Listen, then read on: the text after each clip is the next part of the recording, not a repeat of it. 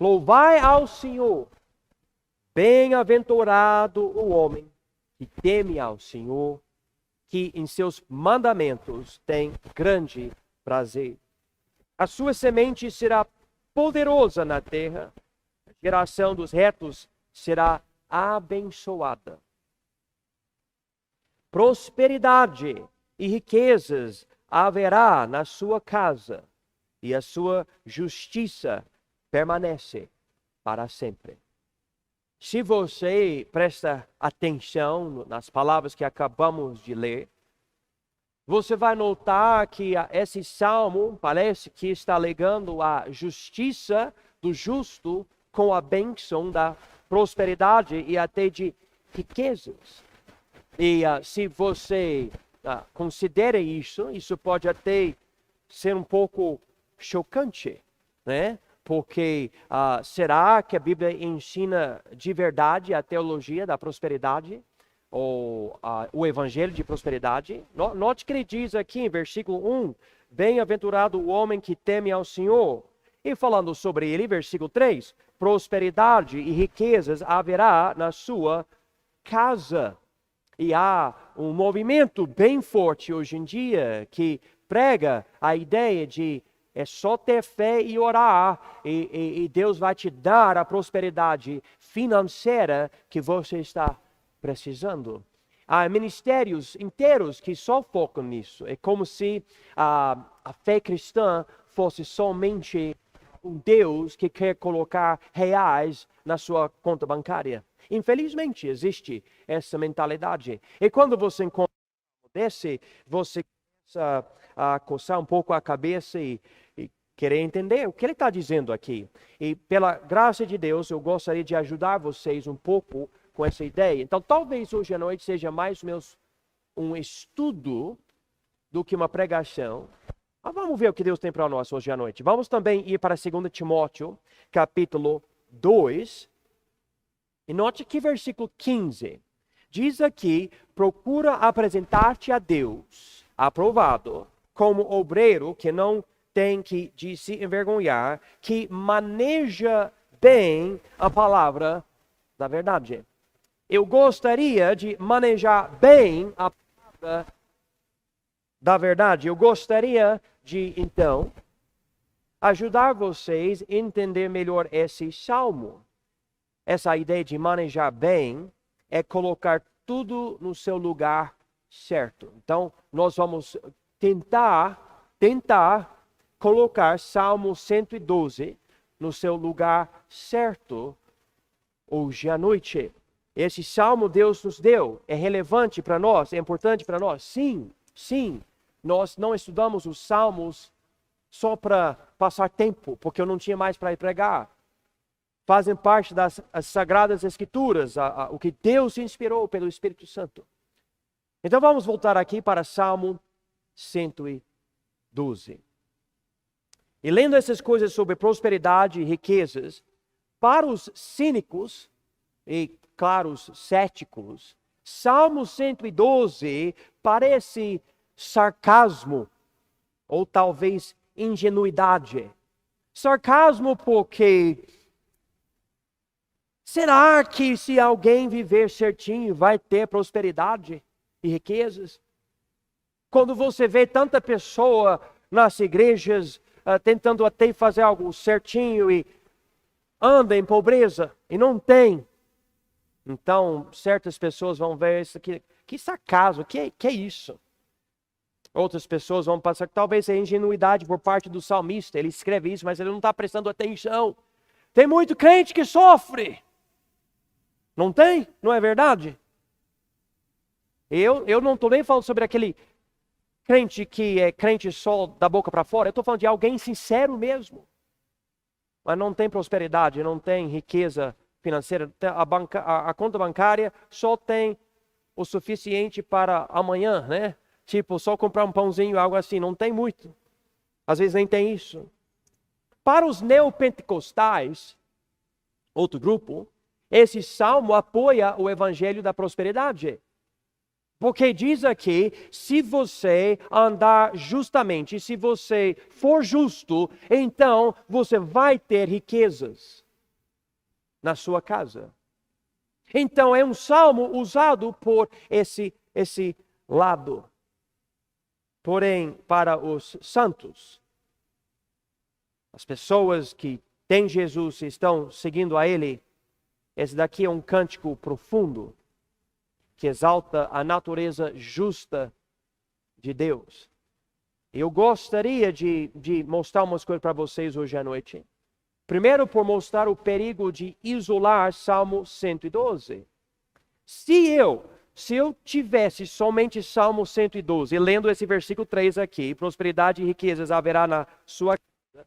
Se eu isolasse esse versículo, ou se eu só tivesse esse salmo, então eu chegaria à conclusão que a teologia da prosperidade, ou o evangelho da prosperidade, é a verdade. E se eu fizer certinho, eu vou ficar rico. Os ricos são os mais espirituais da terra. O Donald Trump, ele é um santo mesmo, né? Porque ele tem muito dinheiro, né? Só que não. Lembra de José, prisioneiro? Davi, fugitivo? Paulo, na cadeia? O próprio Jesus nem tinha lugar para deitar a cabeça dele. Todos esses andando pela fé. Jesus mesmo nem tendo pecado. Eles não tinham riquezas. Eles sofriam bastante. Muito mesmo. Você pode até ler sobre, por exemplo, se vocês quiserem dar uma olhada, vamos para Salmo 73. Salmo 73. E diz aqui em Salmo 73, versículo 3, pois eu tinha inveja dos nécios, quando via a prosperidade dos ímpios. Então, a mesma Bíblia que fala sobre a prosperidade dos justos, fala que também os ímpios podem ter prosperidade. Então, eu não posso ser neopentecostal e isolar Salmo 112. Eu não posso fazer isso.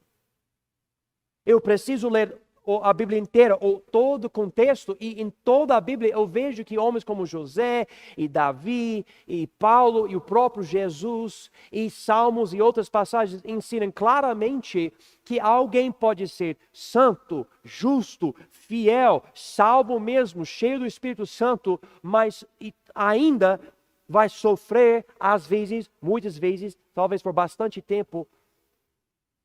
Isso inclui até pobreza e outras coisas.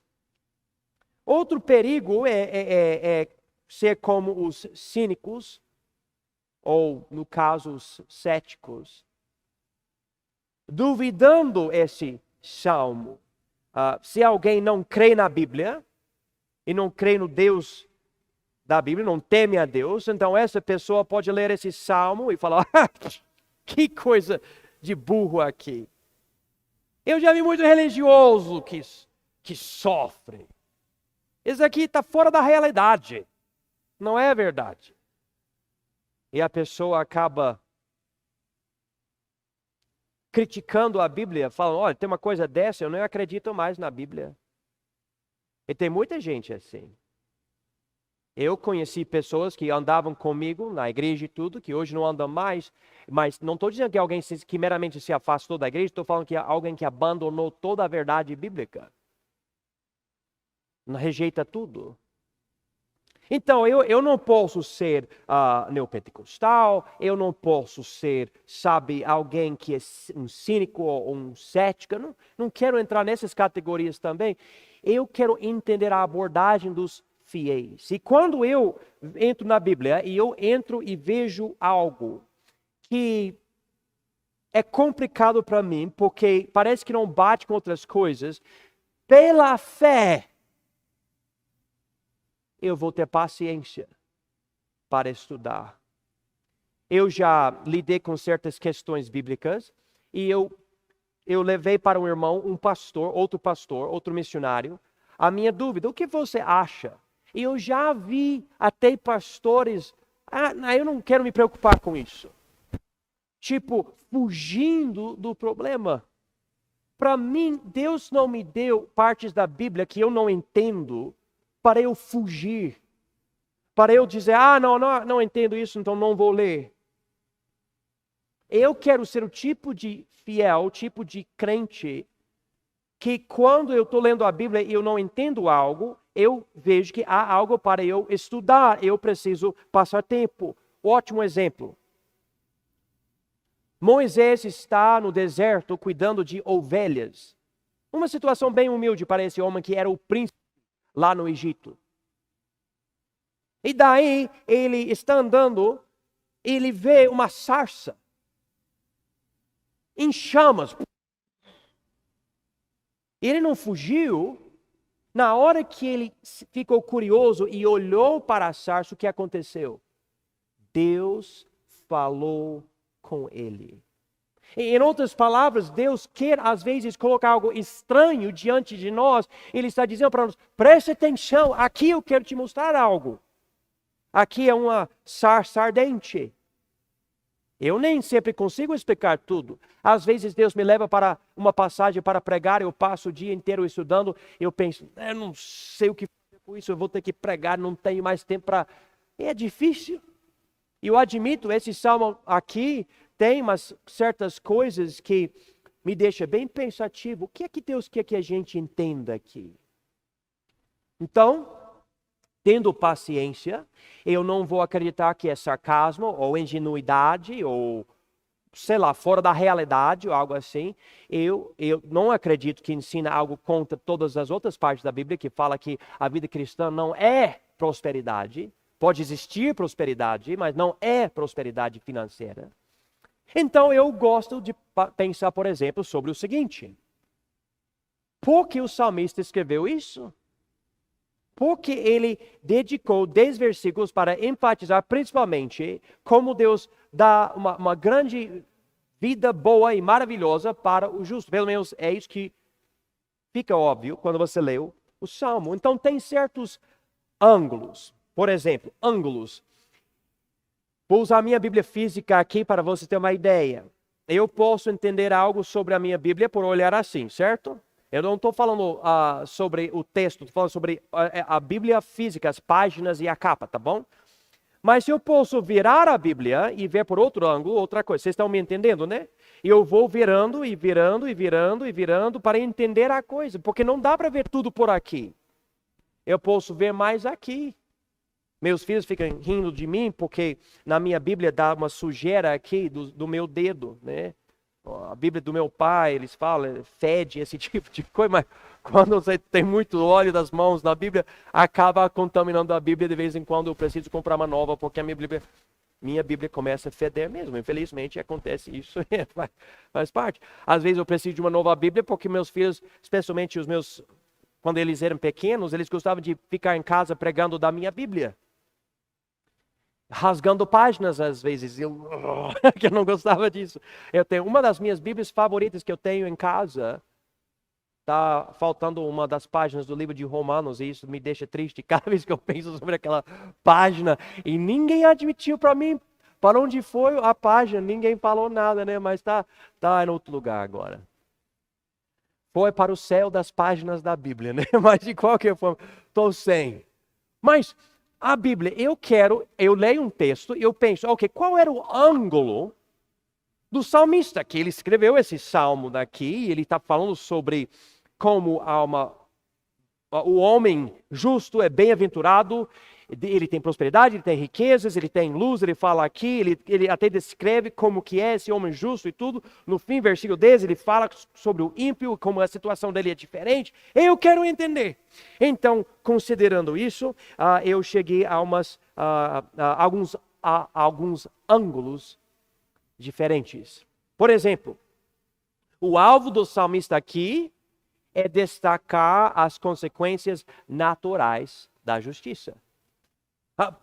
Por exemplo, naturalmente, se você fizer isso, então isso ou outra coisa vai acontecer. Se você comer, você vai ficar satisfeito. Se você não comer, então você não vai ficar satisfeito. Algo geral, como os provérbios, que não são promessas, nem garantias, mas no geral dá uma ideia. Por exemplo, segundo os provérbios, se eu procurar criar o meu filho no caminho do Senhor, no geral, isso quer dizer que meu filho vai seguir o caminho do Senhor. Mas eu conheço famílias com mais do que um filho, criando seus filhos no caminho do Senhor, e um deles acaba não servindo a Deus, infelizmente. Então o que eu vejo é algo natural. Se isto, então aquilo. Talvez ele esteja dizendo isso aqui. É um tipo de provérbio. No geral, se você honrar a Deus e tudo, você vai ter um certo tipo de prosperidade. Talvez seja isso que ele está dizendo. Só que essa ideia não encaixa muito bem no livro dos Salmos, porque o livro dos Salmos são mais promessas do que provérbios, como é o próximo livro da Bíblia. Outro ângulo, o alvo do salmista é exaltar a justiça de Deus quanto aos homens. Por exemplo, se você ler aqui, versículo 1, ele diz aqui, louvar ao Senhor, bem-aventurado o homem que teme ao Senhor, que em seus mandamentos tem grande prazer. Então ele fala sobre o homem que teme ao Senhor, ele é bem-aventurado. Agora, versículo 10, o ímpio o verá e se entristecerá, rangerá os dentes e se consumirá, o desejo dos ímpios perecerá. E eu sei que o alvo do salmo é provocar louvor por causa das primeiras 3 palavras em versículo 1. Ele diz, louvai ao Senhor. Louvai ao Senhor, por quê? Por causa de tudo que eu vou falar aqui. Deus abençoa o justo e amaldiçoa o injusto, então Deus é justo. Vocês estão entendendo isso, né? Deus abençoa o justo, amaldiçoa o injusto, então Ele mesmo é justo, porque Ele não fica confundindo os dois grupos. Talvez esse seja o ângulo do salmista aqui, né? Não, talvez necessariamente diz tudo isso, mas vamos continuar. Outro ângulo desse salmo é que o salmo é espiritual, necessitando uma interpretação figurativa. Em outras palavras, quando fala em versículo 3 sobre prosperidade e riquezas na nossa casa, ele não está dizendo nada sobre dinheiro de verdade. Ele está simplesmente falando sobre algo espiritual, que Deus vai abençoar o povo dele, mas essas riquezas, essa prosperidade é algo espiritual, que por dentro de si você vai ter a abundância do enchimento do Espírito Santo, o fruto do Espírito, você vai poder ganhar almas para Cristo, etc. Tudo bem. Outro ângulo, o alvo do salmista, é mostrar como o verdadeiro justo age quando ficar rico. Talvez aqui, ele não fala a ideia, e se o justo ficar rico, então ele vai ser justo mesmo assim. Mas talvez sem usar a palavra se e a palavra então, ele quer dizer isso. Por exemplo, note aqui versículo 3. Prosperidade e riquezas haverá na sua casa e a sua justiça permanece para sempre. Aos justos nasce luz nas trevas, ele é piedoso, misericórdia e justo. O homem bom se compadece e empresta, disporá as suas coisas com juízo, porque nunca será abalado, o justo estará em memória eterna. Talvez o salmista esteja falando aqui, o verdadeiro justo pode até ficar rico, mas se ele ficar rico, então ele vai continuar sendo justo. E o dinheiro não vai criar na vida dele o amor ao dinheiro, que é a raiz de todos os males.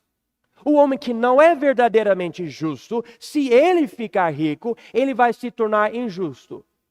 Talvez você conheça alguém que ficou rico, ou famoso, ou outra coisa, e mudou. Infelizmente acontece isso. Eu noto que na história da igreja, vários líderes religiosos ficaram famosos e quando ficaram grandes, começaram a mudar 100%. Há várias bandas de rock que eram bandas cristãs e ficaram super famosas, e tão famosas que até o mundo secular começou a gostar da música, e essas bandas pararam de usar o nome de Cristo, e vários membros dessas bandas hoje falam que nem acreditam mais na Bíblia. Eles cresceram e cresceram e cresceram. Talvez o salmista esteja dizendo, não que Deus vai dar prosperidade financeira para todos os justos, mas o justo é realmente justo quando ele continua na justiça, mesmo se ele ficar rico. Talvez seja isto. E todos esses ângulos são ângulos do alvo do salmista. Mas tem outro ângulo, que é o ângulo do leitor.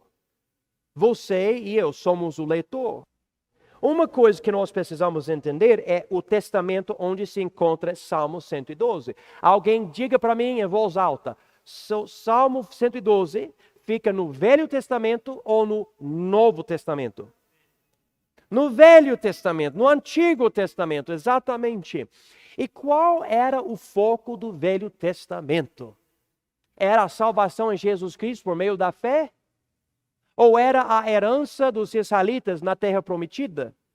A herança dos israelitas na terra prometida. Então, quando você pensa sobre terra, você pensa sobre herança, você pensa sobre possuir algo, não seria bom Deus abençoar você financeiramente, se esse é o foco do testamento? Então, talvez o ângulo certo aqui seja que esse homem, o salmista, escreveu dentro do contexto do Velho Testamento. E onde se encontra o Salmo? No Velho Testamento. E quando ele fala sobre prosperidade e riquezas, talvez ele esteja falando exatamente isso. Na minha dispensão, quando Deus dá a herança para a Israel, na terra prometida, se você andar em justiça, Deus vai abençoar você e sua família, seus filhos, etc. Talvez seja isso. Cada ângulo vai ter as suas dificuldades. Por exemplo, até esse ângulo que eu mencionei sobre a dispensação do Velho Testamento, alguém pode ser deixa eu usar uma palavra que talvez eu nunca usasse nessa igreja, um hiperdispensacionalista. Tão grande que eu quero ouvir todo mundo falar agora, tá? 1, 2, 3. Hiperdispensacionalista. Quem não conseguiu, né? Grande. Mas o que é um hiperdispensacionalista? É alguém que fala o que está no velho, está no velho, e o que está no novo, está no novo. E é tão separado que eu não preciso mais do Velho Testamento. Mas nós não acreditamos nisso. Por exemplo, note que a Bíblia fala em 2 Timóteo, capítulo 3. E diz aqui em 2 Timóteo, capítulo 3, versículo 16, o seguinte: toda a Escritura é divinamente inspirada e proveitosa para ensinar, para repreender, para corrigir, para instruir em justiça. Eu preciso então, irmãos, dessa repreensão, desse ensino, dessa correção, dessa instrução em justiça. Mas de onde vem isso? De onde vieram todas essas coisas? A Bíblia diz aqui, toda a Escritura. Então, quanto a mim, eu não posso ser hiperdispensacionalista, ainda que eu seja dispensacionalista. Eu preciso reconhecer que Salmo 112 não é a mim, mas é para mim.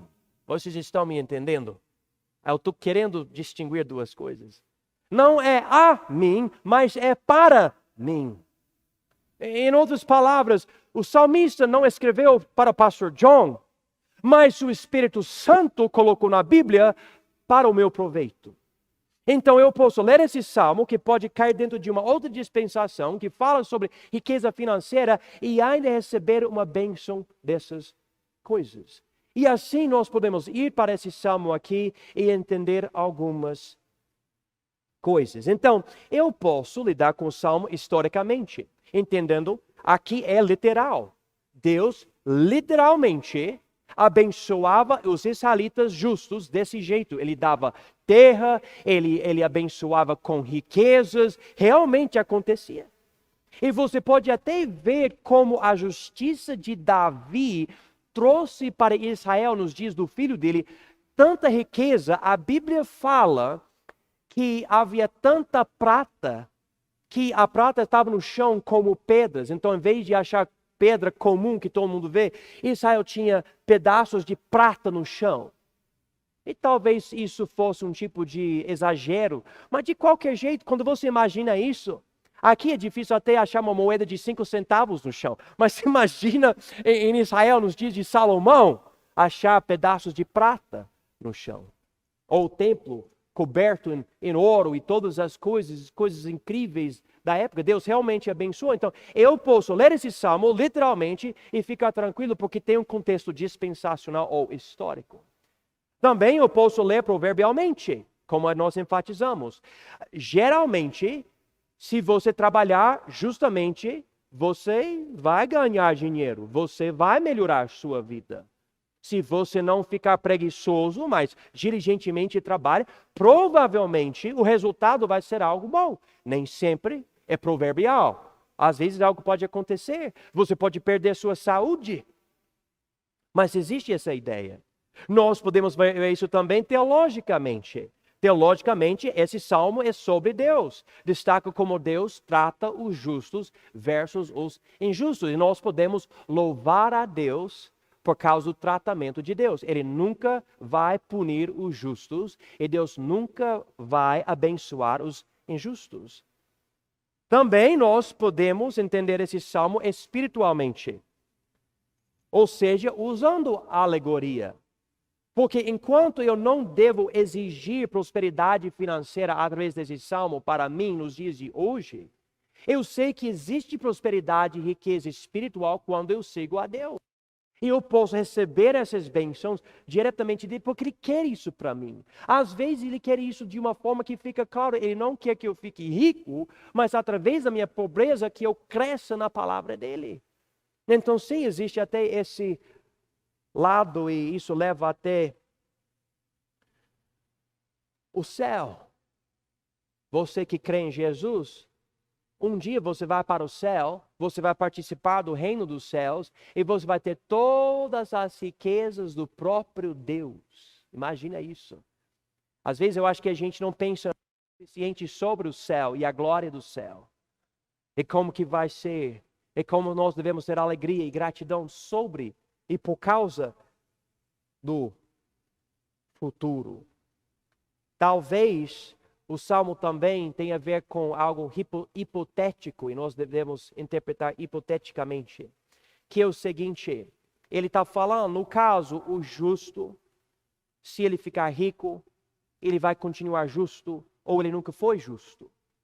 E nós podemos entender como o dinheiro tem como corromper muita pessoa. Deixe-me só mostrar para vocês rapidamente 1 Timóteo capítulo 6. 1 Timóteo capítulo 6. E note o perigo, 1 Timóteo capítulo 6, porque o amor ao dinheiro é a raiz de todos os males. E nessa cobiça, alguns se desviaram da fé e se traspassaram a si mesmos com muitas dores. Eu já ouvi pessoas falando isso e quando fala em mim, eu fico já, tipo, eu vejo uma bandeira vermelha, mas a pessoa fala eu amo ao dinheiro.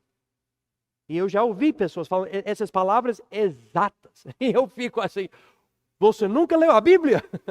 Que a Bíblia diz o amor ao dinheiro é a raiz de todos os males. Isso quer dizer, se você ama o dinheiro, você é capaz de cometer qualquer tipo de pecado imaginável.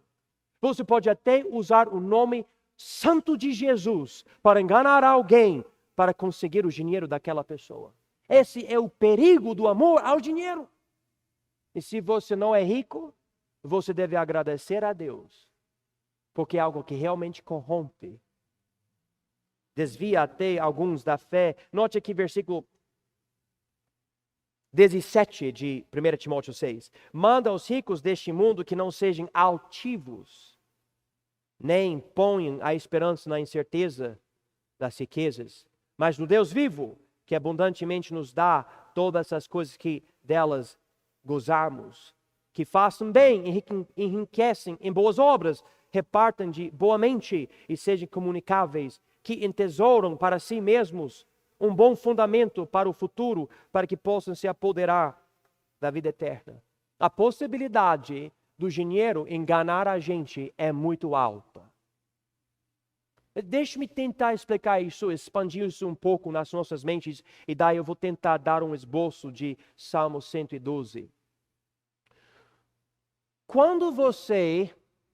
Eu quero que alguém grite para mim a resposta.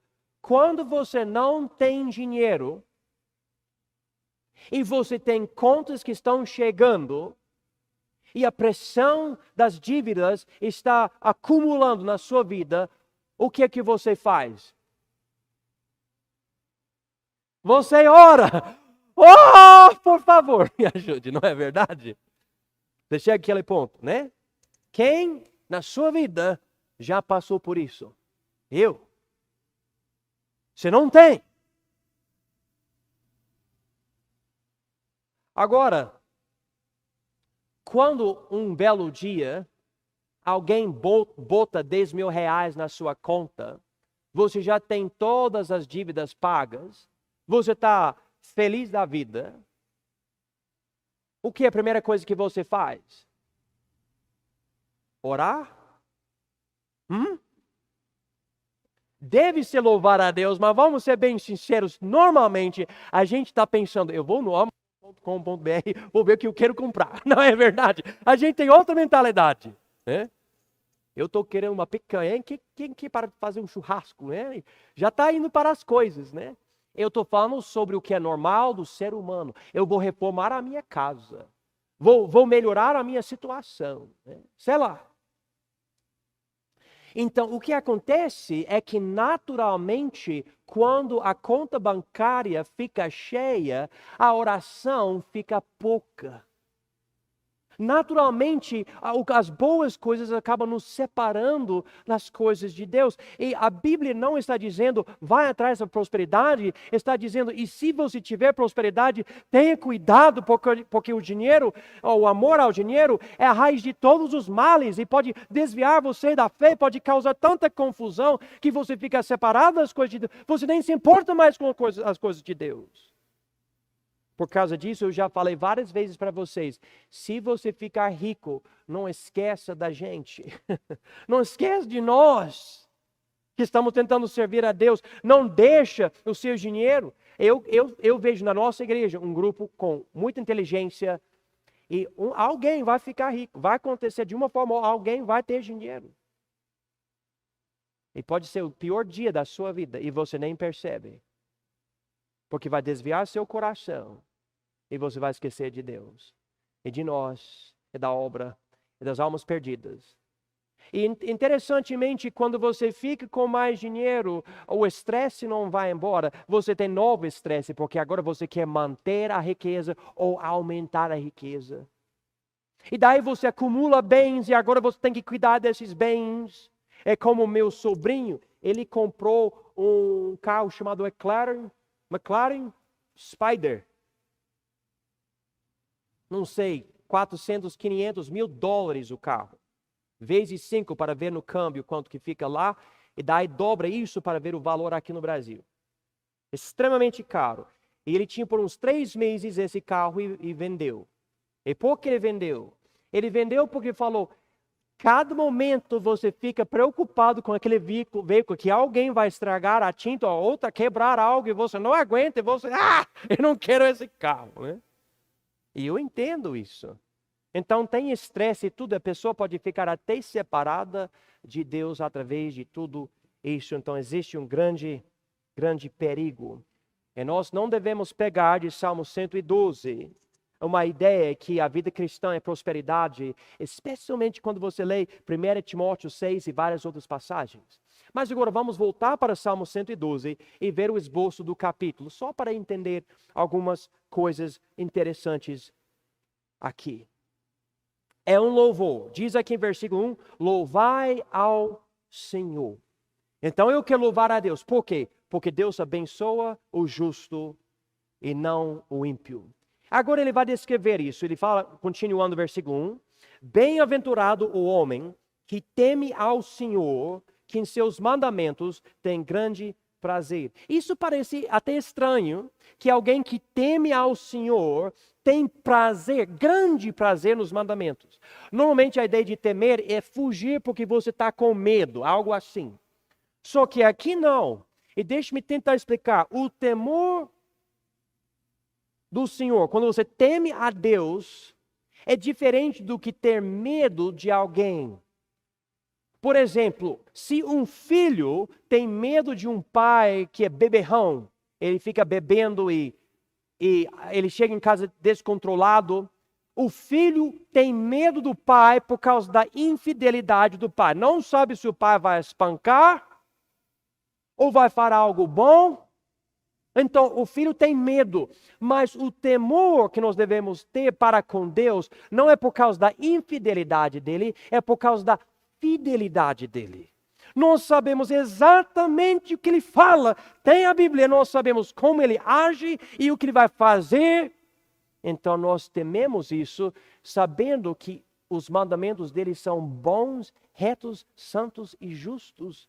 E nós podemos ter prazer nos mandamentos de Deus. E deixe-me fazer uma pergunta, sem você precisar levantar a mão. Você é esse homem que teme ao Senhor? Você tem prazer em obedecer a Deus?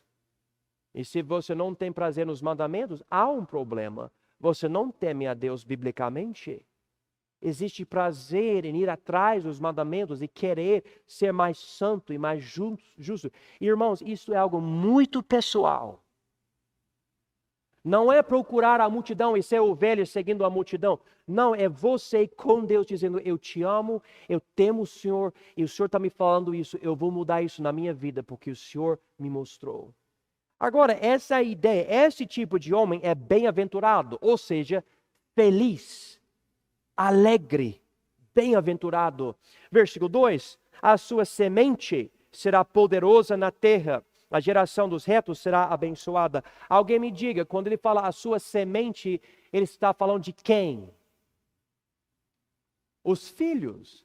Então, esse homem bem-aventurado, os filhos serão poderosos na terra, dizendo que haverá um efeito, o homem justo pode colocar na vida do filho algo bom, para o filho ser alguém importante no futuro. A geração dos retos será abençoada. E eu quero fazer parte dessa geração reta. Versículo 3. Prosperidade e riquezas haverá na sua casa, e a sua justiça permanece para sempre. E eu sei, eu já foquei muito nesse versículo, mas com certeza, no mínimo, nós podemos entender. Deus quer colocar a mão dele no que o justo faz para abençoar. Então, se você está seguindo a Deus e indo atrás de algo, pode ser até impossível, mas Deus está te guiando. Ele vai tocar e abençoar nos momentos certos para acontecer exatamente o que Ele está te mostrando. Ele opera. Inclusive, existe a possibilidade de ficar tão perto de Deus que você pode orar algo específico e saber que Deus vai honrar aquele pedido e vai responder. E muitas vezes ficamos bem longe de Deus e nós não sabemos e fazemos uma oração geral não tendo a mínima ideia, mas por nos aproximar dEle, podemos ficar bem mais cientes da vontade dEle. E isso é muito bom para eu ouvir, eu preciso lembrar disso. Versículo 4. Aos justos nasce luz nas trevas. Eu acho muito lindo essa frase, mas ele pode até estar nas trevas e ele não sabe o que fazer, mas Deus vai dar luz para o justo nas trevas. Quando os outros falam, eu não sei o que fazer, o justo que quer fazer o certo, vai saber, Deus vai dar luz para o justo. E como ele é justo, ele continua, ele é piedoso, ele é misericordioso e justo.